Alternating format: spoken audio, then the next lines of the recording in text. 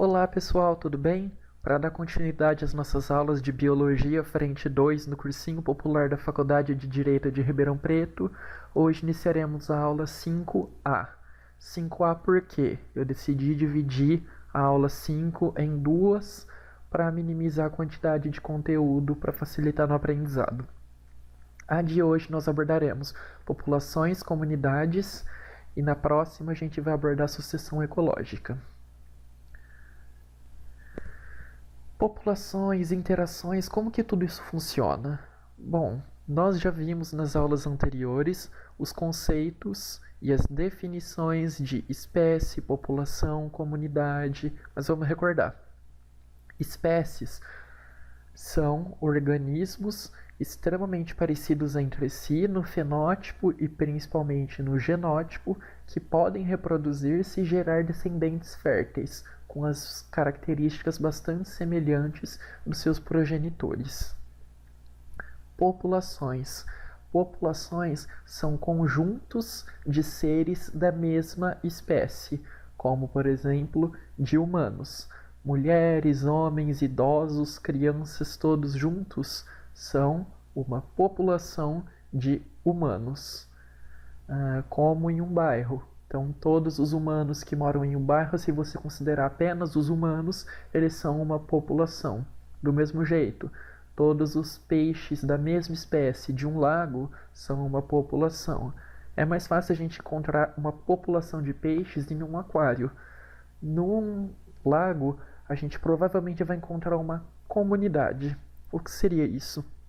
Comunidade seria a interação e o conjunto de duas ou mais populações, ou seja, grupos de indivíduos de espécies diferentes interagindo entre si.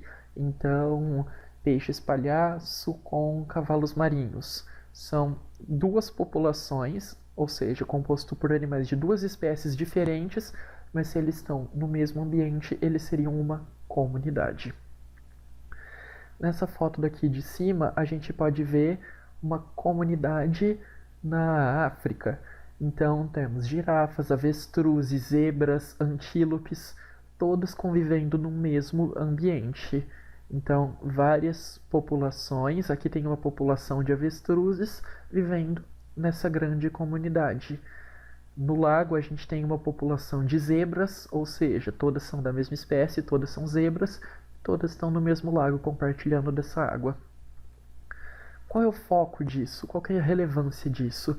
Bom, é muito importante a gente entender que todas as espécies estabelecem relações entre si e entre outros indivíduos, sejam relações benéficas ou maléficas. E isso é normal, porque a gente divide o mesmo espaço, os mesmos recursos, e às vezes um depende da energia que está contida no outro ser. Essas relações elas podem ser intraespecíficas ou interespecíficas. Qual que é a diferença? Intra significaria dentro, uma coisa mais interiorizada, certo? Então é intra, então quer dizer que é da mesma espécie, uma relação intraespecífica. É a relação que uma zebra tem com outra zebra, que uma girafa tem com outra girafa, que uma mosca tem com outra mosca.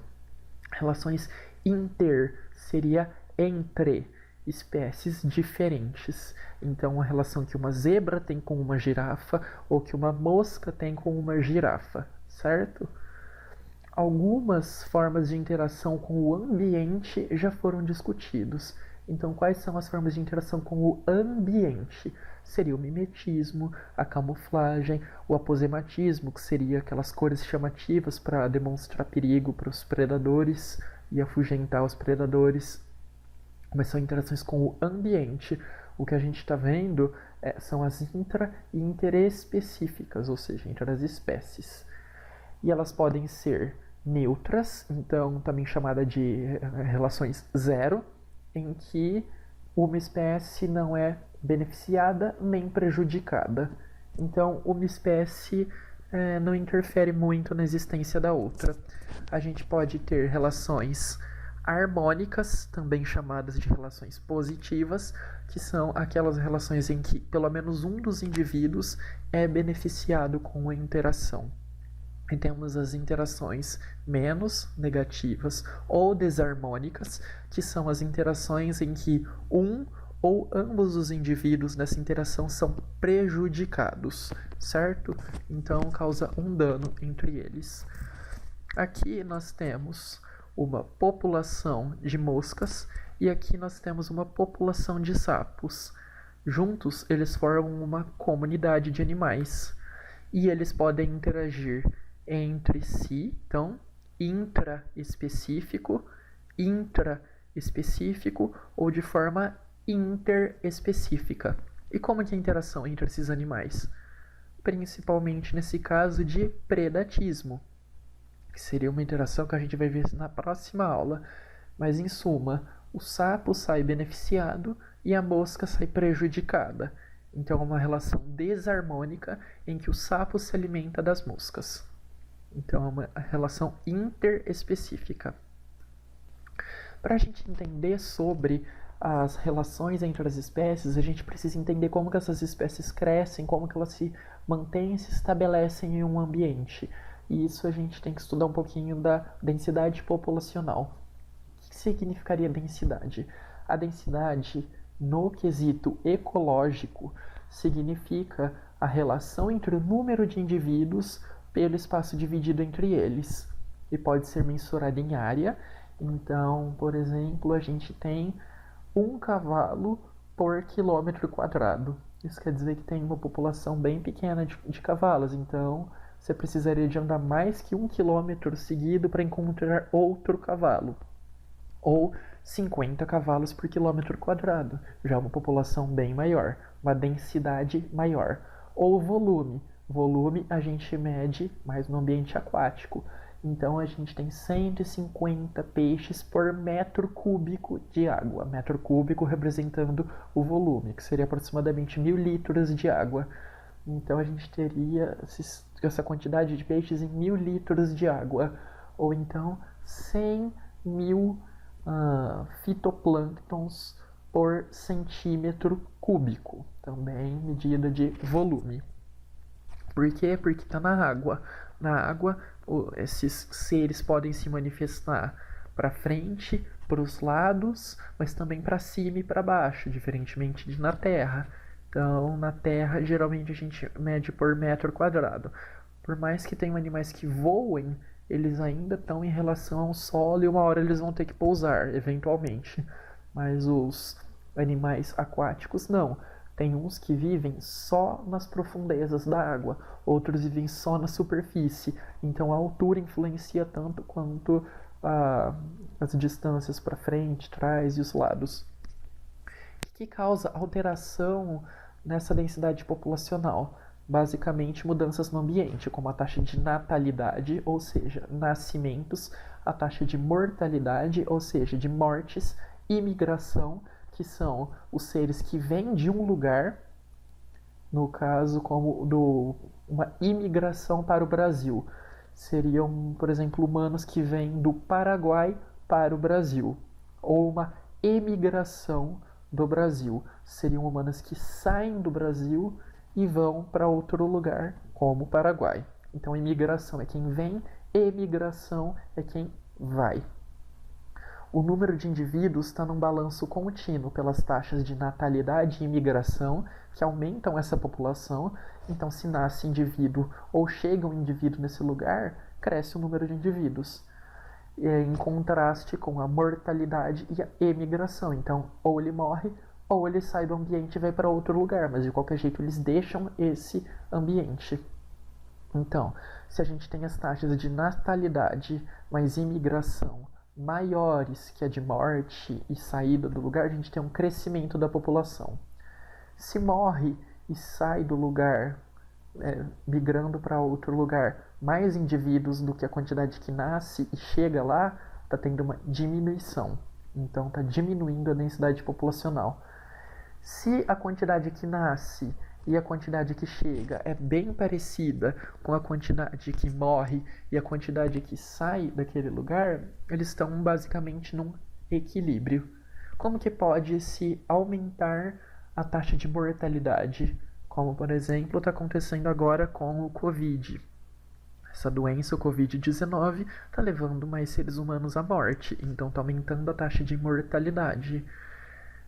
Natalidade, como que a gente aumenta? Quando a gente dá mais nutrientes, mais chances de vida para aquele organismo. Então ele começa a se reproduzir mais e os filhotes que nascem têm mais chances de sobreviver. Eles não têm que lutar entre si pelo alimento. Então, se uma mãe cachorra tem 10 filhotinhos, mas ela tem chance, ela tem alimento para produzir leite suficiente para esses 10 filhotinhos, pode ser que os 10 sobrevivam. Se ela é uma cachorra de rua, bem magrinha, sem comida, ela não vai ter leite suficiente para os 10 filhotes. Então pode ser que 2, 3 cheguem à fase adulta. Assim se altera a taxa de natalidade, dando maiores chances de sobrevivência. Como que o ser humano pode interferir nessas taxas? Ele interfere grandemente. Por exemplo, o dodô, que seria esse pássaro representado aqui, ele é basicamente um primo dos pombos e ele não é voador. Ele tinha cerca de 23 quilos e morava em uma ilha na África. Só nessa ilha ele existia. E nessa ilha não tinha predadores. Se não tinha predadores, ele não precisava fugir, ter medo ou mecanismos de defesa. Então ele era uma ave muito dócil e ele não conseguia fugir. O que aconteceu? Chegaram os seres humanos nessa ilha, né, os colonizadores portugueses, já devia ter habitantes na ilha, mas com a chegada dos portugueses e o extremo extrativismo, começaram a se alimentar muito desses pássaros. Então eles comiam os pássaros, comiam os ovos, os cães e os gatos que chegaram no local pelos navios também comiam os ovos, caçavam esses animais, os porcos se alimentavam muito dos ovos desse dodô. O que aconteceu? Em menos de 200 anos, esse pássaro foi extinto. Então é impossível encontrar esse pássaro atualmente.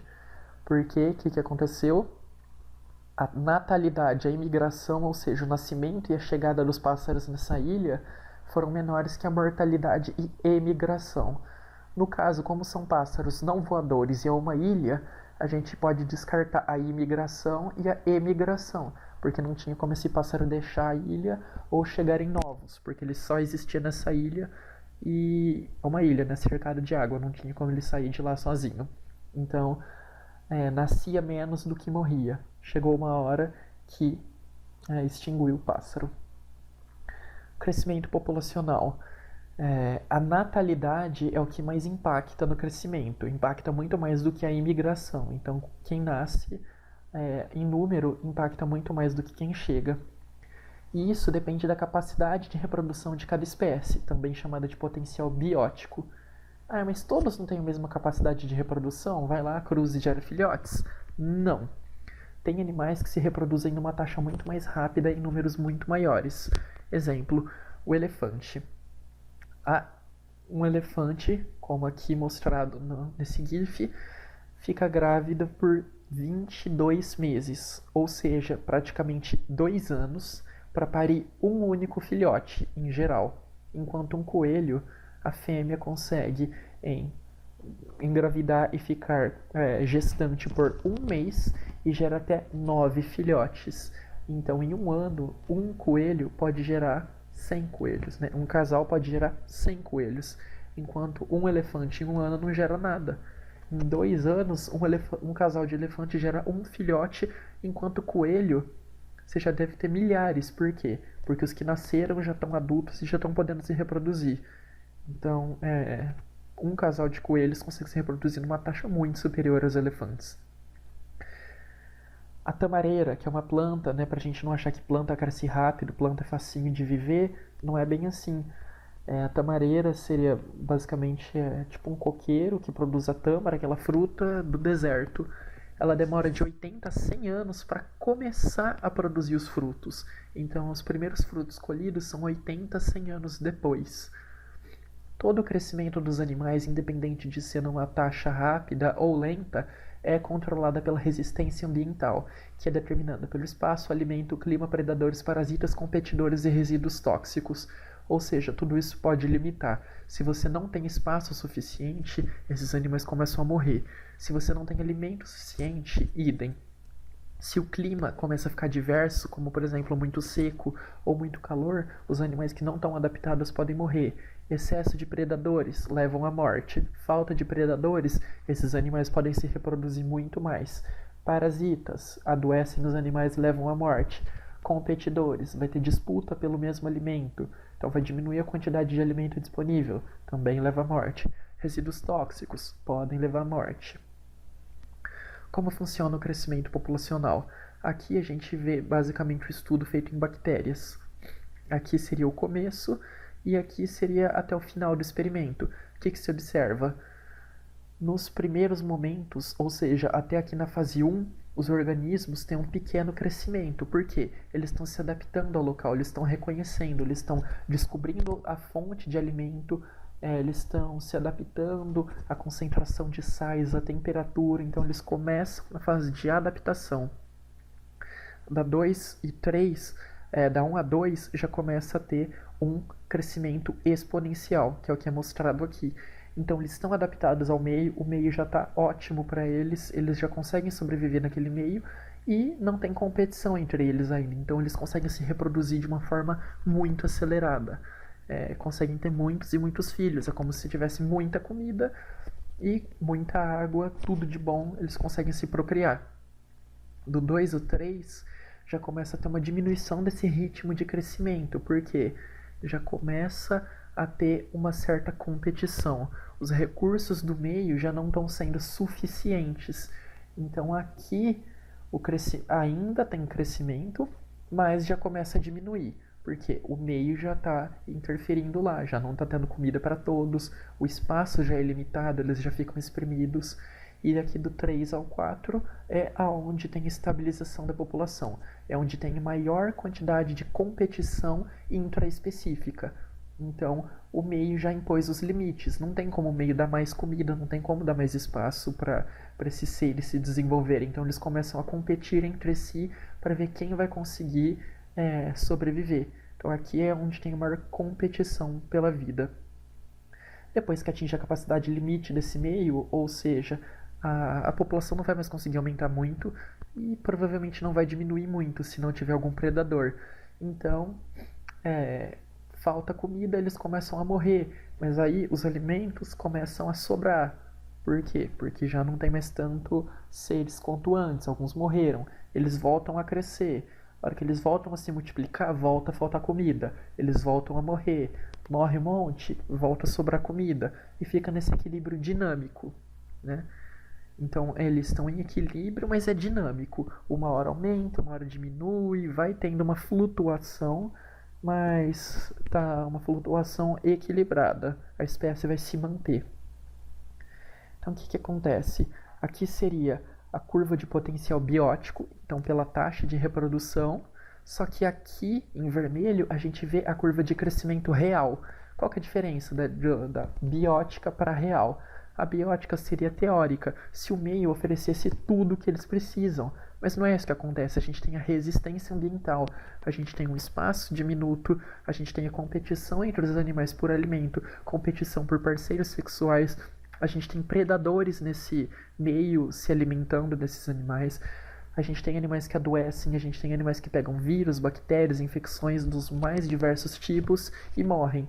Então a diferença entre o potencial de crescimento e o crescimento real dessa população é a resistência ambiental.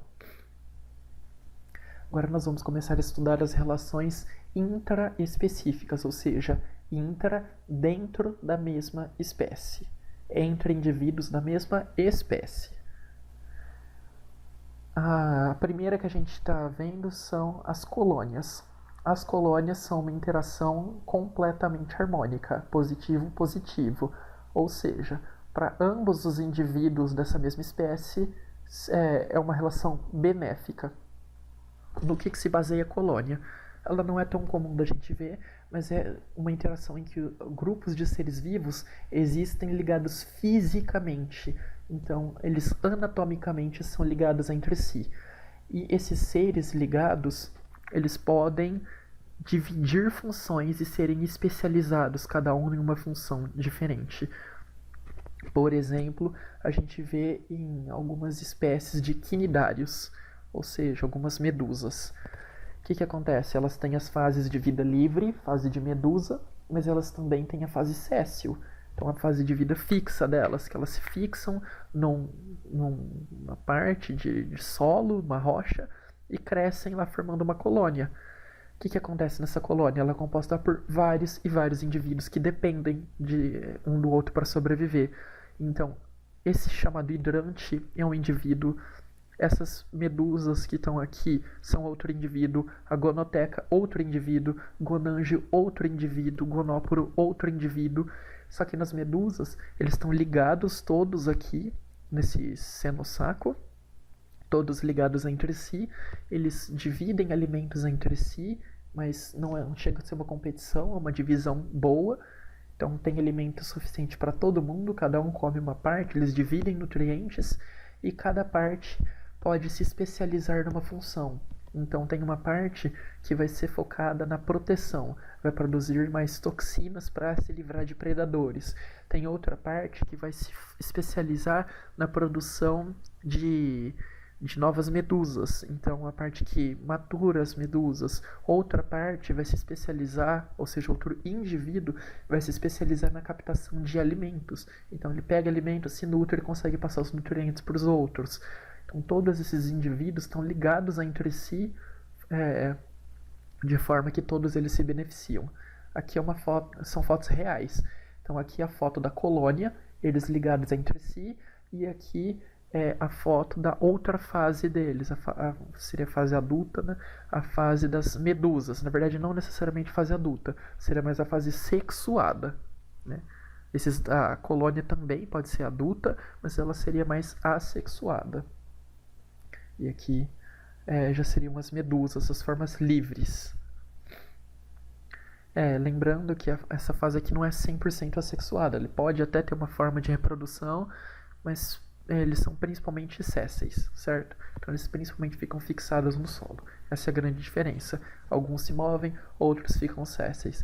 E os móveis podem principalmente se reproduzir por forma sexuada, enquanto esses geralmente são assexuados por bipartição, brotamento, coisas do tipo. Outra forma de interação intraespecífica é a sociedade. Também interação mais, todos se beneficiam. São grupos de seres vivos sem ligação física. Então são organismos que não estão ligados entre si fisicamente. Esses grupos podem ter divisão de função, então eles dependem um do outro para a sobrevivência, e podem não ter necessariamente. Os grupos também podem ter líderes ou não ter líderes. No caso, aqui seria uma sociedade de suricates. Então esses suricates vivem juntos entre si, alguns têm a função de guarda, então eles ficam do lado de fora do ninho, esperando para gritar se eles veem algum predador. Os leões, eles também podem viver em sociedade com o líder, sendo o macho, o leão, e geralmente tem um líder só. Então dificilmente vai ter outros machos no bando que não sejam filhos desse leão. Se alguma dessas leoas engravidar de outro leão e o líder perceber, ele vai lá e mata toda a cria. Por quê? Ele quer que só os genes dele sejam passados. É um mecanismo evolutivo de proteção dos genes. Mesma coisa com babuínos, gorilas, então seria basicamente um macho com várias fêmeas. Algumas sociedades de animais são organizadas no oposto, então é uma fêmea dominando vários machos. Tem animais mamíferos assim, mas o que a gente mais conhece seriam as abelhas. Então a gente tem a abelha rainha, que é protegida por todas as operárias, ela é alimentada pelas operárias e a função dela é reproduzir e manter a colmeia em número. Os cupins, da mesma forma, eles também têm uma rainha, mesmo comportamento das abelhas. As formigas, mesmo comportamento, tem uma rainha que fornece novos seres vivos, novos indivíduos para aquela sociedade, certo? Então eles dependem entre si. Se não tiver as operárias para proteger essas colmeias, essas sociedades, prover o alimento para a rainha, cuidar da rainha, a rainha morre. Se a rainha morrer, essas operárias elas não conseguem se reproduzir, elas são todas inférteis, então a sociedade inteira vai morrer. Então, é positivo para todos. Canibalismo é uma forma de interação que, em geral, é negativa para os seres. É quando indivíduos alimentam-se de outros da mesma espécie. Então, em alguns momentos pode até ser positivo para um desses. Por quê? Porque ele vai conseguir alimento. Mas, em geral, eles têm um gasto muito grande de energia para conseguir esse alimento. Então, acaba sendo negativo. O que a gente vê?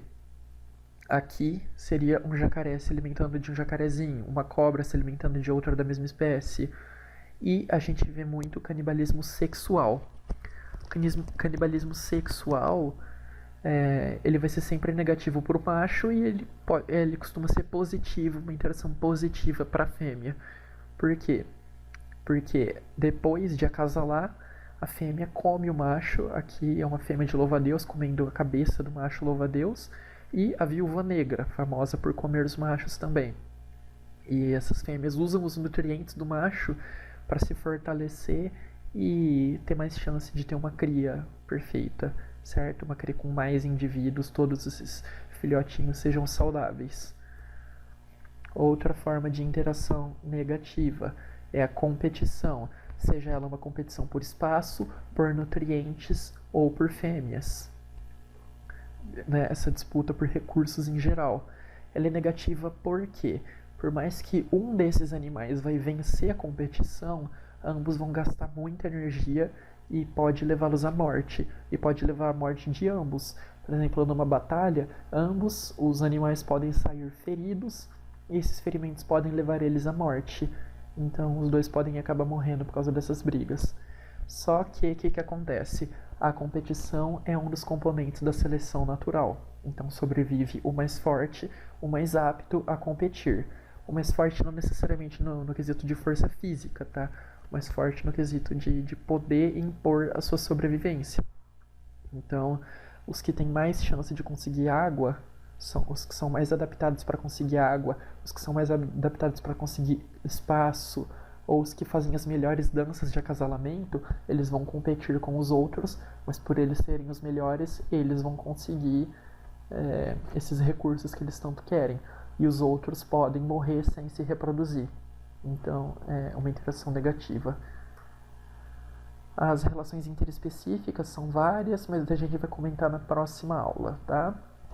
Espero que vocês tenham entendido. Qualquer dúvida vocês podem me perguntar. Façam a lista de exercícios, são 12 exercícios, focando principalmente nas relações intraespecíficas e crescimento populacional. Certo? Muito obrigado, tchau.